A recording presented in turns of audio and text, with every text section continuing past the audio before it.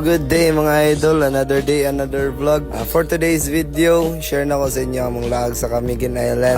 Medyo taod-taod na gini siya nga video mga idol kay wala magud ta ka-upload ani pila na ka months or kapoy kog edit ani nga time. So karon pag ko na siya nahigayonan og edit. So first stop na mo ani is diri mi sa old church ruins. So makita ninyo mga idol ang nabilin nga structure ani bay kay na lang wall. So grabe ka sulit nga pagkahimo ba. So sa una nga panahon mong good katindog pa ni siya. Grabe ni siya kadako nga church dayon. Pag-erupt sa Mount Vulcan, nagaguba din ni siya. Bay mura niya nabili niya mga wall. Then memories din diri. So makasulod ka diri bay murag nagid ka ng goosebumps ba. Murag chills bitaw nga imong ma-feel. Kaning mga kahoy nga nagatindog diri mga idol, kaning mga dagko bay mga century old na ni siya nga mga kahoy. So pagtukod aning old church bay nanagid ni siya. Uban na ni tag-as na kayo. So medyo Venus may aning day 1 ng mga idol. Kay giulan gid bay. Pero padayon ya punta sa atong lakaw kada naman ta diri nakainayak naman ta ulan ra bitaw na lagan bitaw ta. Okay, so second stop na mo is nami diri sa San Ken Cemetery, ang sementeryo nga nilubog. So ang story ani diri mga idol is karaang sementeryo ni siya nga nilubog pag butuan ng Mount Vulcan. So ug imo nang langoyon diri sa lalom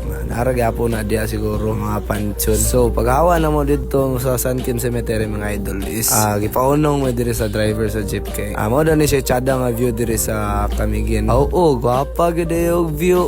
Sus naramdaman ni. Pero mas gwapo gini siya nga tao.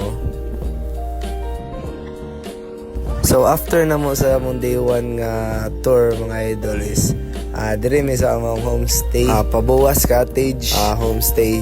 Located rin sila sa Mambahaw, Camiguin. Doon lang siya sa pantalan sa White Island mga idol. So, wala na ako ka-video diri pagkagabi. Grabe na mong inom ani bay. Actually naglaray na ang mga homestay o mga India mga idol. So gusto mo mula agog Camiguin, pwede ra mo diri magtambay kay ang loyo ani pantalan na dayon para White Island. So day 2 sa among Camiguin tour.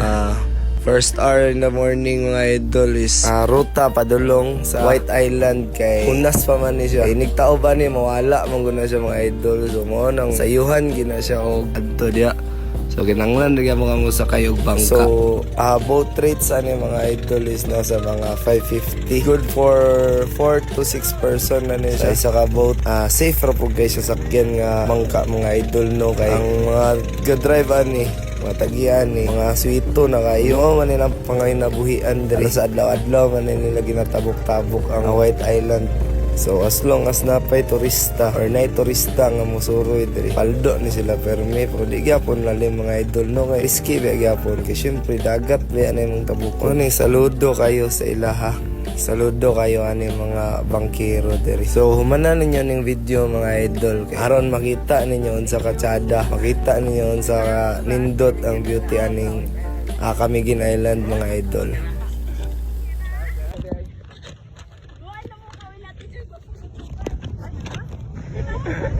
Ay, Elias lang White Island. Yamba siya.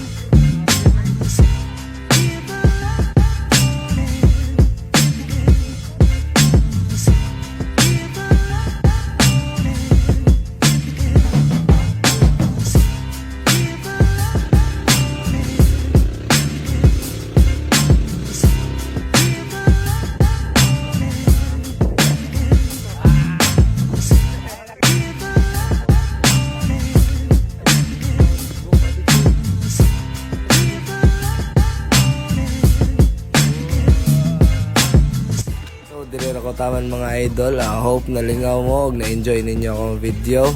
Palihog na lang ko like and follow sa akong page.